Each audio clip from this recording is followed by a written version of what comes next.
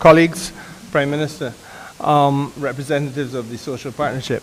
This afternoon is the formal signing ceremony of the compact which we have been able to reach between the government of Barbados and the private sector. I want to begin by thanking the members of the private sector, as I did a couple of days ago, for their commitment towards making life a little bit easier for the people of this country.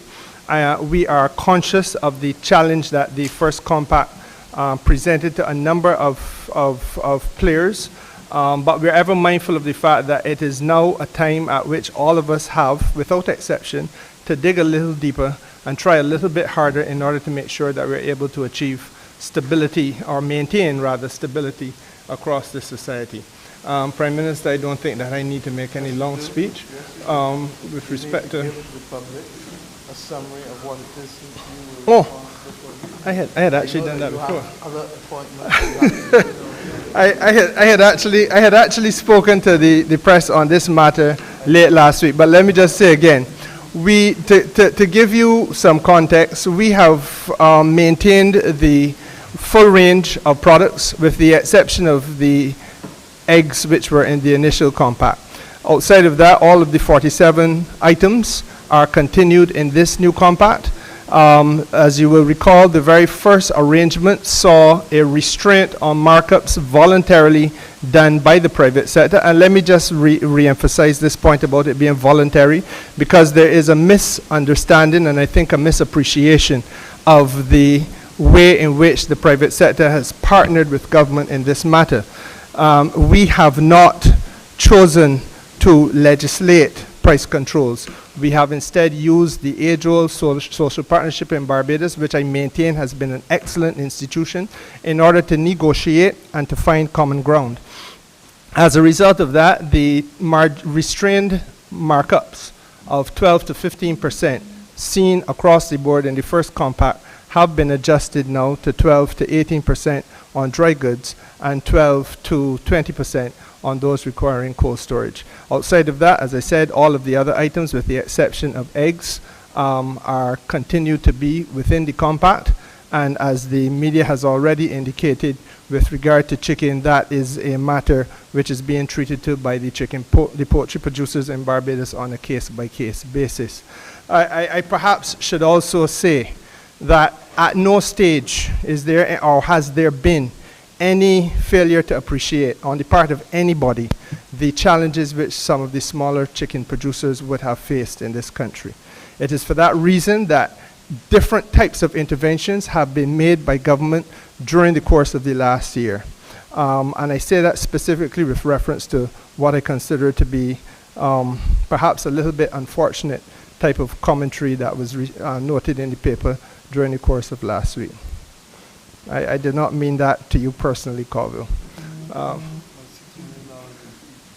Yes, but it is, again, it has been, to be precise, $6 million in feed subsidies, which government has provided over the course of the last 24 months. And that is not, by any stretch of the imagination, a small thing. And if we have to look at it in different segments, you will remember that, again, the government intervened at the pump, the petrol pump.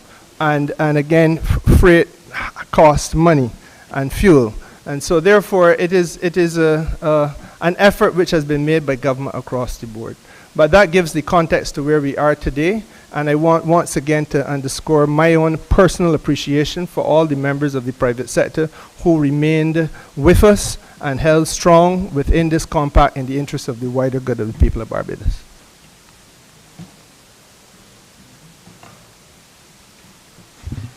Good afternoon, colleagues, social partnership, our ministers of government and Prime Minister. Once again, we are very delighted to be here, for phase 2 of what we think was a fairly groundbreaking initiative in 2022. Right off the bat, I want to give my profound thanks to the President of the Barbados Chamber of Commerce and Industry, Mr. Anthony Branker, who you will hear from next, and his entire support, including Mr. Tomlinson Bino, his Executive Director, Mrs. Misha Mloban-Clark, for the yeoman work that they have done to bring us to this point in this juncture. Mr. Branker will no doubt get into more specificity in terms of some of the key differences between Phase 1 and Phase 2. But just let me say that we have to understand and do a much better job this time around of explaining to the public how the compact really works, what the compact is, and what the compact is not. As Senior Minister just outlined, it is an attempt to give some relief on what we have worked together to determine is a core basket of goods that is consumed by those in the more vulnerable economic class. It attempts to do so by limiting and significantly reducing the markup on those 47 items. So a lot of your favorite stuff, and if I were to use some of the products that were bandied about over the last 6 months, it does not include your favorite brand of ice cream. It does not include your favorite brand of caviar. It does not include any of those items. And I think there's an opportunity for us, and in collaboration with the Division of Commerce, to publish on their website the products that are subject to the compact, so there is pellucid clarity as to what is actually in that basket. There's also an opportunity this time around, I believe, to publish the retailers and distributors that are party to the compact, because one of the changes is that not everyone could have sustained a second leg of the journey. And you would have heard Mr. Bino explain in very, very clear terms last week the kind of hit it would have taken to some parties who understandably just could not go the distance again. And to those parties we say thank you for what they were able to do in the first 6 months. No doubt we would have seen all the headlines yesterday published by the Barbados Statistical Service, which would suggest that the prices in Barbados have risen, notwithstanding the compact. And when I saw that, I reached immediately for my central bank reports, which suggested that at least for July and August, there was a significant reduction in that same retail index. What has been unearthed to me is that when you disaggregate the impact of the products and the goods in the basket, the prices of vegetables, ironically enough, vegetables caused that significant U-turn shape of what was presented in yesterday's headlines. So whilst we want to come to the public and to show what that retail index has done in terms of movement, perhaps a broader context could have been given to the public where they understood that the entire compact was not necessarily at fault, but there are specific products in that movement that are heavily weighted. I think what I heard was a third of that basket of goods is weighted and influenced by produce. And therefore the opportunity is that we have to have a much more data-driven approach, even how we report to the public, so that they understand what they were able to save on and where the unique issues are, because then it gives us the opportunity to focus on that particular sector over the next 6 months to see what we can do and how we can collaborate on easing that pressure point. So I want to say thank you to all the Barbadians who understood what this compact did for them. If it did nothing for some, then they were not the target audience of this initiative. That's all I would say.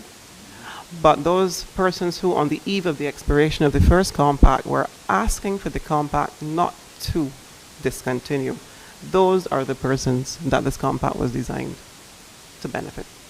So with those few words, I'm going to pass over to Mr. Branker, and I look forward to signing this compact with my partners. One last thing. We have labor, and I think this continues to be, I think, a very, very profound and important and progressive construct where the three parties can sit and agree in the best interest of Barbados' social and economic development, how we advance. I would like to call on my colleagues in labor, particularly to look at those entities that are going the distance for now 1 year, to moderate their expectations as to what can be done in any negotiations that those entities are party to. particularly for the entities that are now going 12 months with the impact of the compact. So with those few words, I want to thank you all for the opportunity. Thank you very much. Prime Minister, Senior Minister, other ministers of government, ladies and gentlemen, members of the press. I sit here this afternoon at this table basically representing retailers, distributors, manufacturers who understood their social responsibility and committed to contributing to the stability of this land of ours.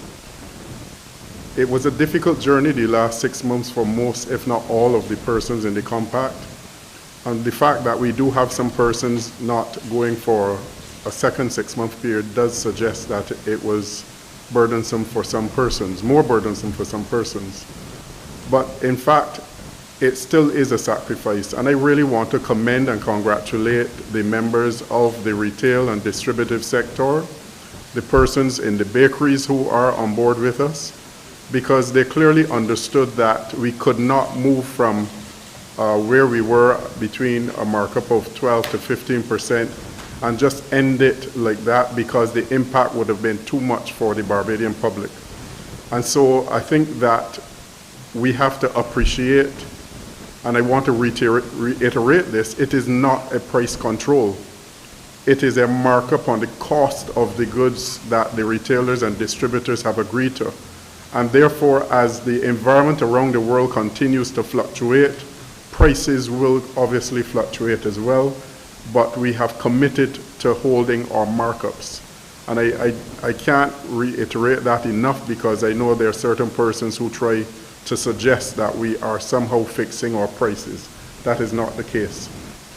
There's one correction I must put out there, though, to what Minister Simmons would have said, and regrettably we do not have the biscuit factory on with us, the Wibisco.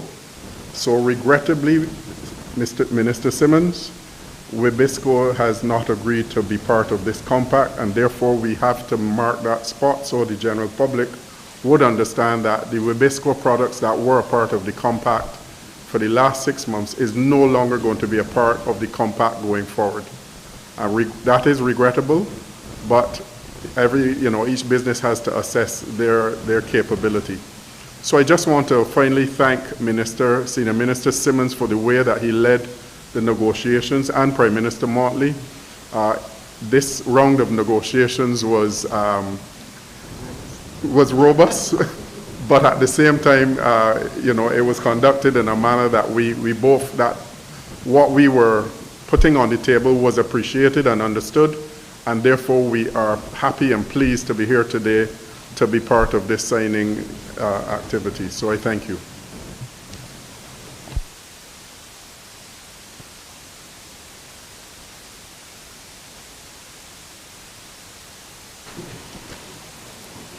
Good afternoon, PM, Senior Minister, all other partners. Good afternoon, everyone. My comments are simple and short, but the labour movement endorses any initiative to offer any kind of relief to the members and the workers, and by extension, the public. All partners within this compact must be complimented for the efforts to maintain the partnership that we have established for the last year. Thank you.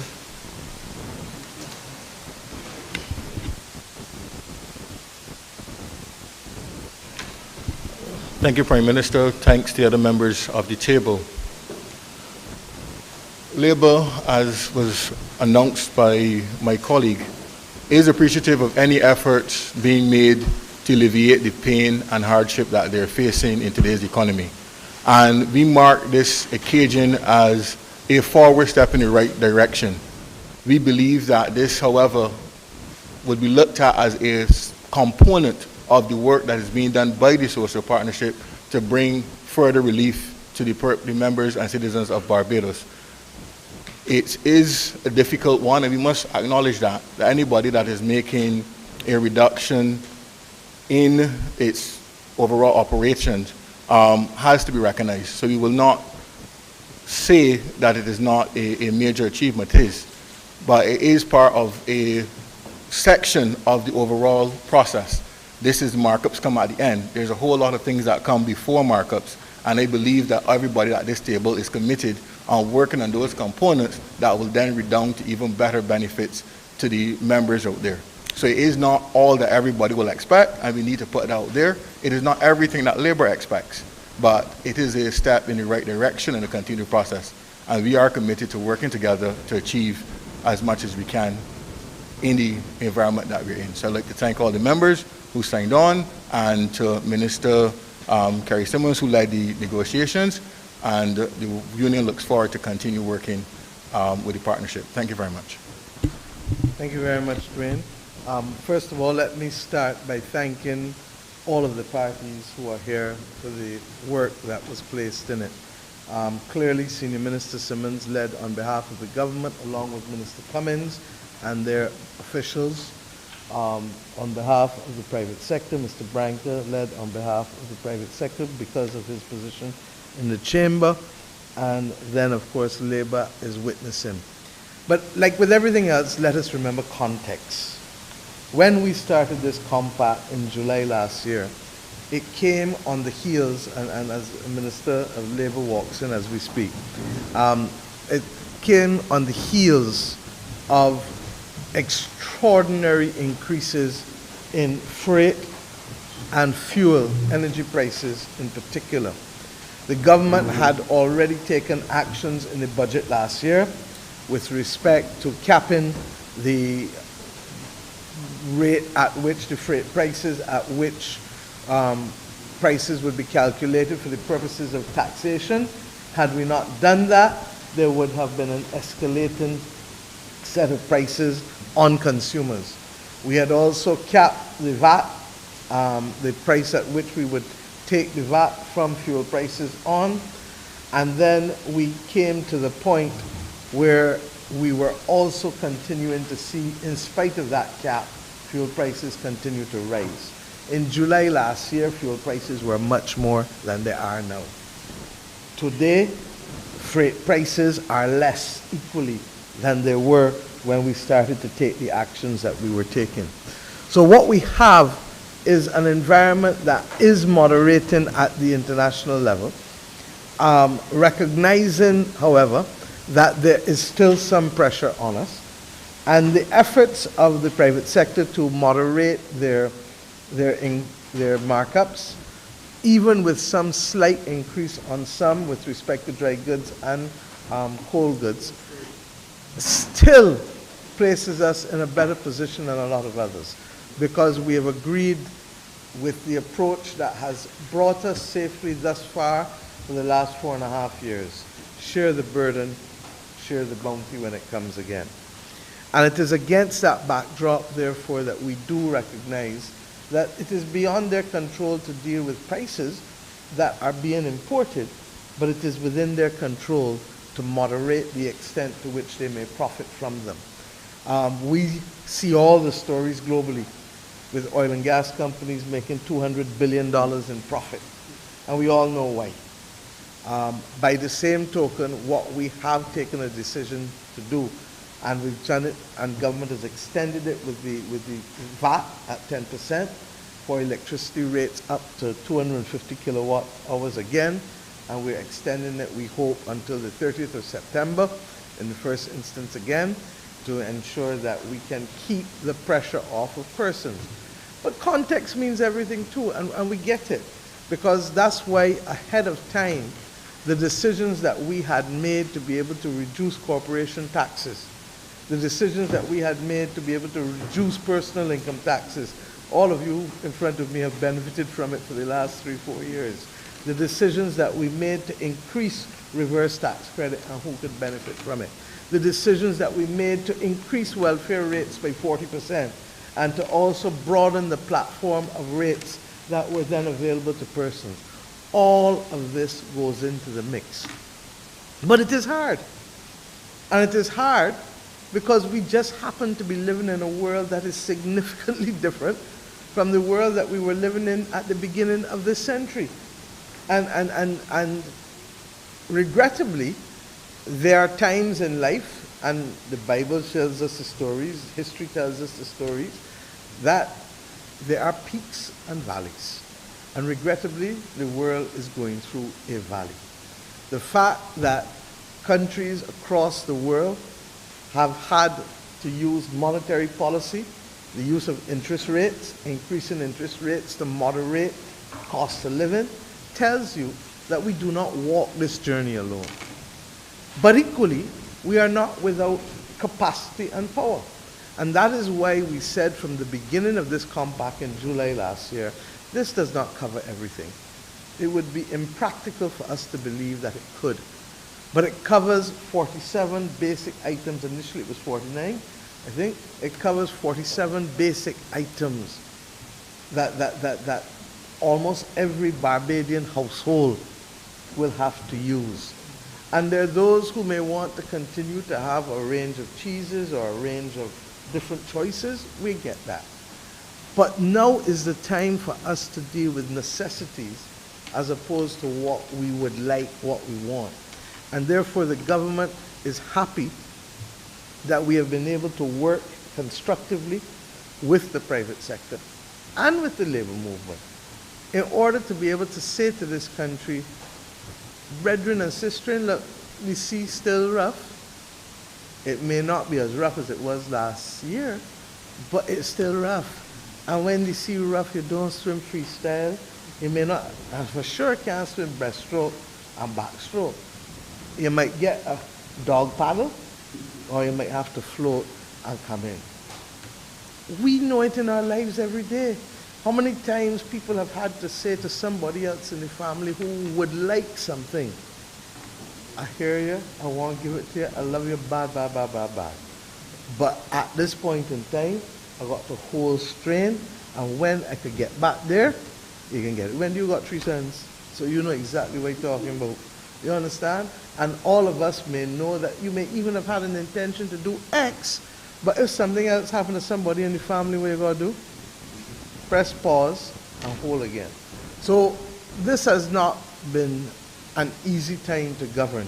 You know, I keep remembering that former Prime Minister P.J. Patterson said to me 2 years ago when he called in the middle of COVID, and he said, my dear Mia, I don't envy anybody who is a leader in this world today, because difficult decisions are going to have to be made, because we are facing circumstances that the world has not faced for almost 100 years. So not even our parents know what it is to navigate this road. And in fairness to the heads of the private sector and the heads of the labor movement, none of their predecessors in a modern Barbados know what it is to walk this road. And therefore, for those who find it easy to comment from far, I would ask them to apply their hearts to common sense and to recognize that in life, effort must be recognized and rewarded where it takes place. Always, can we do better? Yes, we can always do better. But that is a process as well.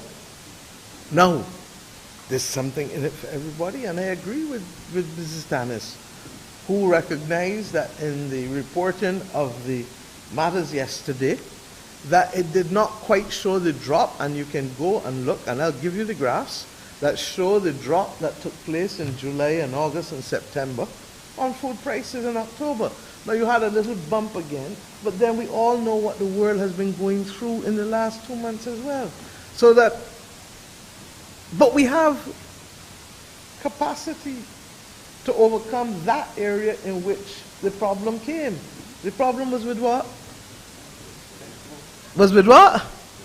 And Colvin, you come from a country that has mastered the art of producing vegetables in almost every backyard, not to mention industrially. Not true? So that it is within our power as Barbadians to take that part of the food bill that we need to keep healthy, but that is within our capacity to grow from a half a bin to tires, to a little piece of ground if you got ground, and to grow. And as I keep the Minister of Agriculture, who is here, and I almost forgot you in there, I apologize, who has brought great effort to this work, will tell you that I keep talking to him about 6-week crops. and 12-week crops and 16-week crops. And you know why? I don't think there's anything more rewarding than a person planting something, tending to it. Charlie, your father with livestock. I can call out everybody, because all of us in here know what it is to grow crops and raise stock.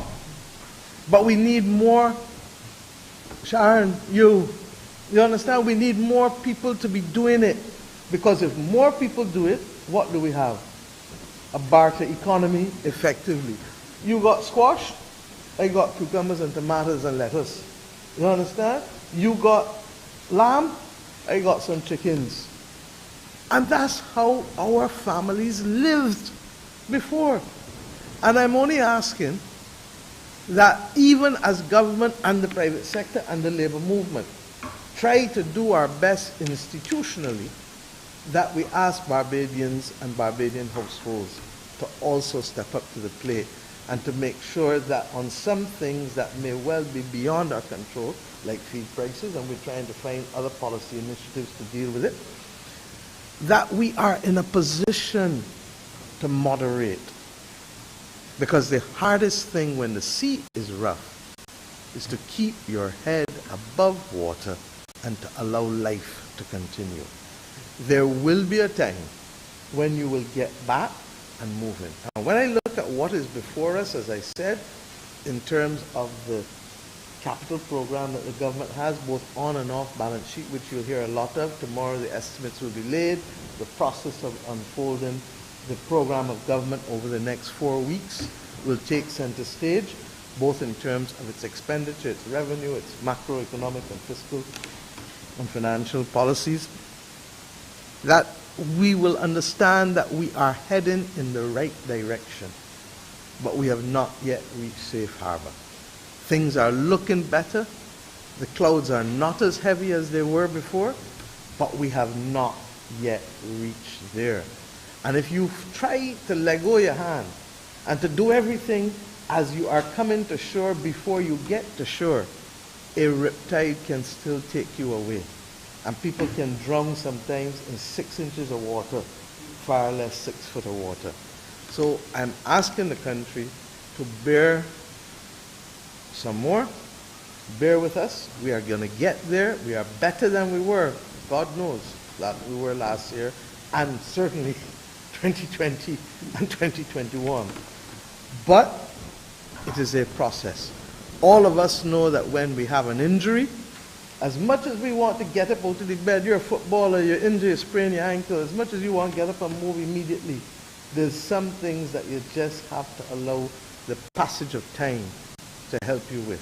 And this situation with inflation, globally, is one of those things. We are seeing improvements. And you guys watch CNN, BBC, Al Jazeera, all of them. And you're seeing the improvements starting to come, but you're still seeing the adjustment upwards, even if in much smaller increments of interest rates, because while things are improving, we are not quite yet there. So I ask us to continue as a nation, do the things that we can do more and better. And if you didn't start growing a few things yet, start now. Similarly, I ask the private sector to continue to recognize that in the same way that government has seen the prices of other things come down, that where there is a decline in prices, let us ensure that we pass it on. But sometimes you have to also communicate with people when you do those things. And I ask the labor movement to recognize too that we will continue to try to work with you. But as Dr. Greenwich told us from last year, sometimes the chasing of prices in an inflationary environment is an impossible task. And therefore we do know, just as we had to bear some heavy weight and pain with the pandemic in 2020, we're still bearing some weight, but the weight now is liftable. So there are some issues that are very glaring, and we have to deal with that. And the government's approach, from its approach with income taxes and corporation taxes from day one, and initially the faith that we took initially with wage increase was to say we hear people's pain, we feel people's pain, hold tight, we can get a little something, a little breakfast, but we still have to keep on this long journey because we lost too much in the last decade for us just to believe that you can replace a decade of loss in a short space, especially with other things coming at you. Like if you're in a video game, you ever play a video game and everything coming at you, and you gotta work out which ones to fob off? That's how the world feels today. So let us sign and do this in the name of the people of this country for whom we stand responsible and for whom we invite to also play their part on this journey.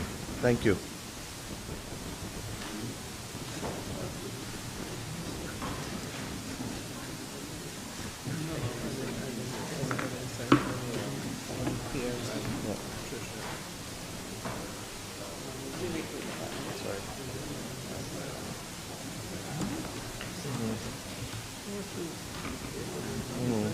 Sorry, Kerry, you were saying underneath there. This underneath. Forgot. Here, look. This one? This one? Okay, we're done.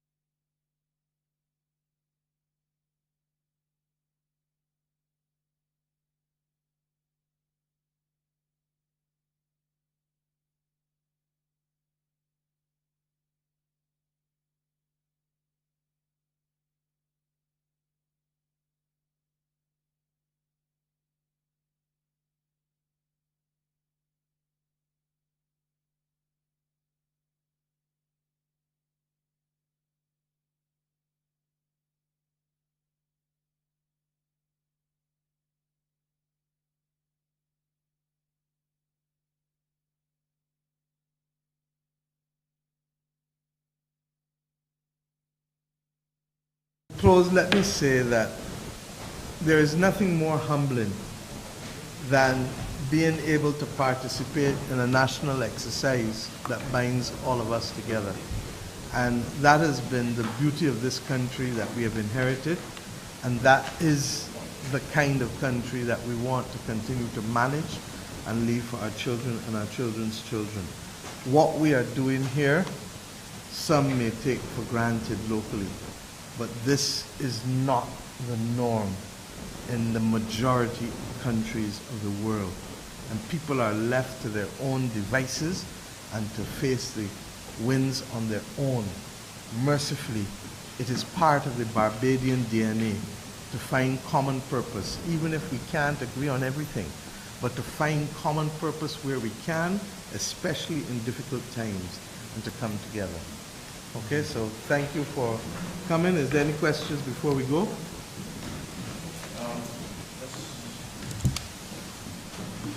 Just one or two questions from me, Madam PM. I don't know if anyone else does.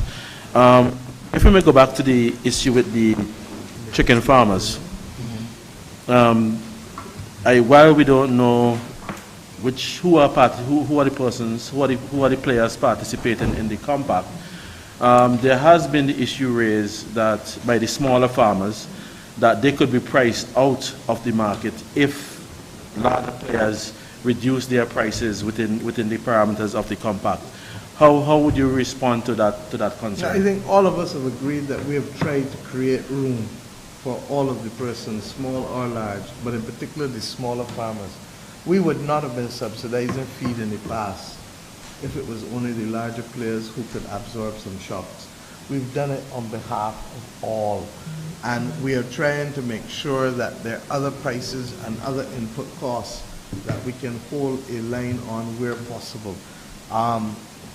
You know, sometimes it is difficult, but you have to create an opportunity, and you can't, how to put it, you cannot seek to recover all of your profits from a domestic market as small as this. And Barbadians have to get accustomed to the notion that we're going to have to expand production for export in order to drive unit prices down. And therefore, we have been talking broadly, and Minister Cummins will tell you, as well as Senior Minister Simmons, that we have been talking broadly about trying to make sure that we are in a position to have more value-added product and have the capacity for exports. I suspect that once that begins to happen, it can be a game changer, in particular for the smaller poultry producers. But we cannot believe that we can continue to literally recover all of our costs and build our profits on a market as small as this. And even if we were to look at the rest of the Caribbean, Jamaicans love chicken backs, Trinidadians love chicken legs, Bajans love chicken wings, although we need to stop loving it because it's bad for you. And I'm serious about that. And chicken breasts, and young people love nuggets. We need to be able to find an opportunity out of all of this that will allow us to bring our unit prices down, particularly given that not every country can, in fact, do their own production. And I'm not talking about the region alone, I'm talking about other countries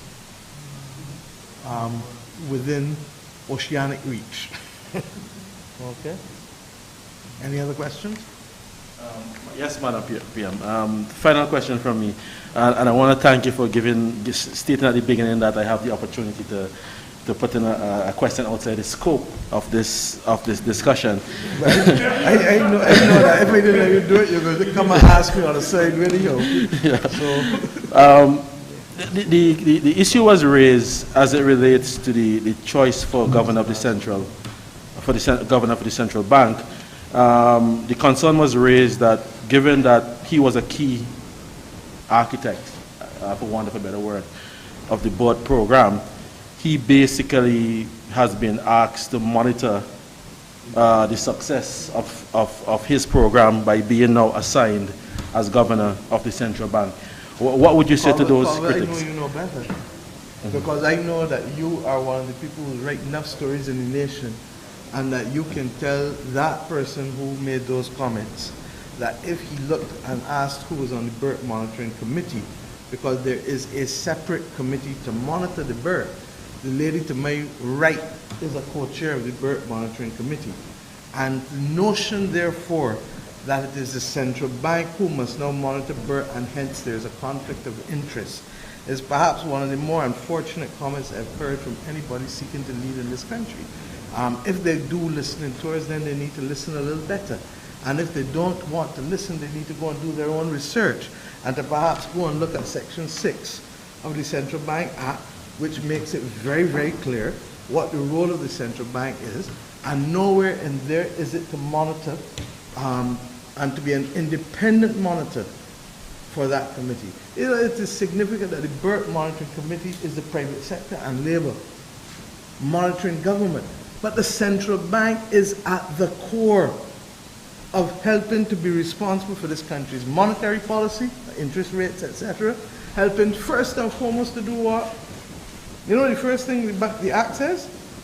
That the primary objective of the bank is to maintain the value of the currency, the exchange rate, the very thing that the Burt plan, first one, was set up to achieve, that we can maintain the value of the Barbados dollar. So to say that all of a sudden that a man appointed as governor of the central bank should not be there because it is a conflict of interest is to suggest that the person does not know what the interests are nor what the conflict is. And therefore that is most unfortunate.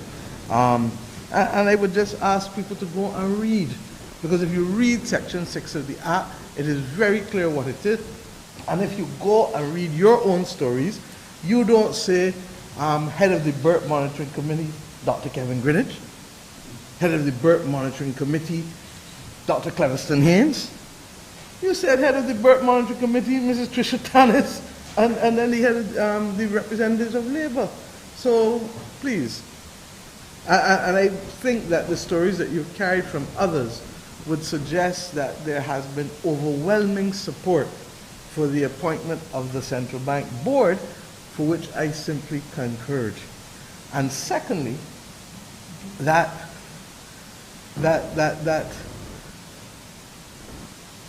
An opposition doesn't have to oppose everything. And I just say that I know what it is to have been an opposition leader for almost a decade, minus 2 years, and you don't have to oppose everything. David Thompson didn't do it, I didn't do it, and I would suggest to the young gentleman that he not do it. Any other questions? Madam Prime Minister, if you would permit me to ask a question of later. When this campaign started early on, the peaceful participation of the negotiators, which we all know on the table, in which you said you will want to publicly launch. But in terms of your asking for some leniency in terms of the negotiations going forward, is the union really in a position to try to speak to that at this stage in terms of the workers and what they're getting out of the compact and the pressures they're under? But are you being fair to that?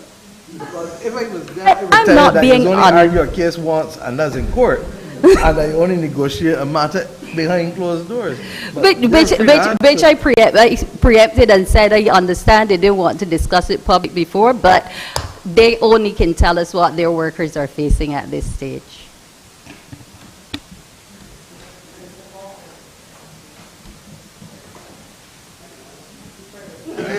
It's okay. He's the private sector. Well, in terms of negotiations and what the workers are facing, we continue to treat to negotiations with a varied approach. And the Executive Council and the senior members of the union will continue to consult internally, take the information that is available as we go into each round of negotiations.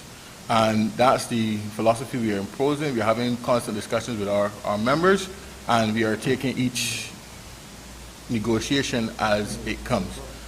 So there's no overall position. We do recognize that from our conversations, obviously, that we have different degrees of impact throughout the country, and that factors into any form of conversation. I can't get into any details in terms of what is being done in any negotiation. That would not be fair, and recognize that we do represent a number of businesses very close to one another. We generally don't speak in negotiation terms in public forums. But I can tell you that as we go through, we are working with our different business partners to try to achieve as best as possible the win-win situations that we normally strive for. Can you say when the next round of negotiations is? Negotiations for whom? We are talking private, so there's a vast number of dates. If you're talking about public sector negotiations, at this time the Barbados Workers Union has no comment on public sector negotiations. In due course, the Office of the General Secretary or our PR department will make the appropriate statements. But at this point in time, I don't have a statement to make on public sector negotiations. And I thank you for adhering to the commitment that we all gave, that we don't negotiate in public. Because if you want that, that's the surest way for the negotiations to fail and for us not to get where we need to get.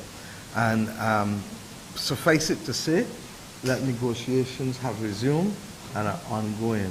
And I'll ask everyone to just respect that fact and to give the negotiators, I'm not part of the negotiations, but to give the negotiators the space to do what they have to do.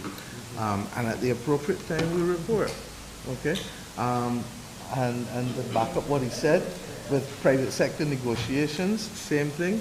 That's company by company or sector by sector. So we're at that stage where we're trying to do right by everyone, but we also have to do right by Barbados first, which means making sure that negotiations can take place in a constructive way that does not admit of all kinds of commentary. Because when people are making commentary, the question is, do they have all of the facts before them in the same way? Just as they did with this compact. There are people who threw cold water on it before we even started it back. But I also know how and where some of them look and what they listen to and why they would want to throw cold water. So Barbados is a small place. Okay. Thank you very much, and I look forward to seeing some of you over the course of the next few weeks as we get in deep into the estimates debate, which is really the work of government. Thank you.